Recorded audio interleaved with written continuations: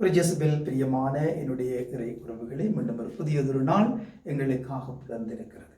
இன்றைய இந்த நாளிலே நாங்கள் ஆண்டவரோடு ஒன்றாகவும் ஆண்டவரோடு பயணமாகவும் ஆண்டவரை பற்றி பிடிக்கவும் நாங்கள் ஆயத்தமாகவும் இன்றைய இந்த நாளிலே மீண்டும் நாங்கள் திருப்பாடல் ஆசிரியருடைய இறை வேண்டலோடு இன்றைய இந்த நாளுக்குள் நாங்கள் காலடி பதிப்போம். கடவுளே, தூயதோர் உள்ளத்தை என்னுள்ளே படைத்தருளும். கடவுளே, தூயதோர் உள்ளத்தை என்னுள்ளே படைத்தருளும். நாங்கள் எப்பொழுதுமே தூய்மை உள்ள உள்ளங்களாக வாழ வேண்டும் என்பதே ஆண்டவருடைய விருப்பமாக இருக்கின்றது. அந்த விருப்பத்தை நிறைவேற்ற நானும் நீங்களும் தயாராக வேண்டும்.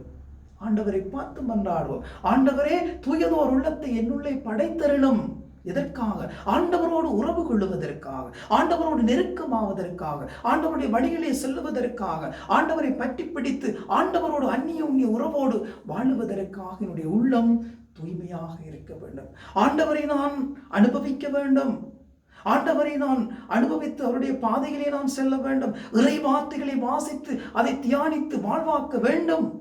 இறைவனோடு பயணிக்கின்ற உள்ளமாக நான் எப்பொழுதும் வாழ்ந்து கொண்டிருக்க வேண்டும் என்ற எண்ணங்கள் எங்களுக்கு உதயமாகின்ற பொழுது என்னுடைய உள்ளத்தையும் நாங்கள் தூய்மைப்படுத்திக் கொள்ள வேண்டும். தூய்மையான உள்ளத்தோடு நாங்கள் ஆண்டவரிடம் செல்லுகின்ற பொழுது ஆண்டவரோடு நெருக்கமாகின்றோம், ஆண்டவரோடு உறவு கொள்ள ஆரம்பிக்கின்றோம், ஆண்டவரை பற்றி பிடிக்கின்றோம். ஆகவே தூய்மையான உள்ளத்தோடு ஆண்டவரை அனுபவிக்க நல்ல பாவ சங்கீதனம் செய்து ஒருவர் ஒருவரை மன்னித்து ஒருவர் ஒருவரை ஏற்றுக்கொண்டு ஒருவர் ஒருவருடைய உணர்வுகளுக்கு மதிப்பளித்து ஆண்டவரை தேடிச் செல்லும் அன்பு உள்ளங்களாக, தூய்மை நிறைந்த உள்ளங்களாக நாங்கள் வாழ மாற இன்று இந்த நாளுக்குள் காலடி பதிப்போம்.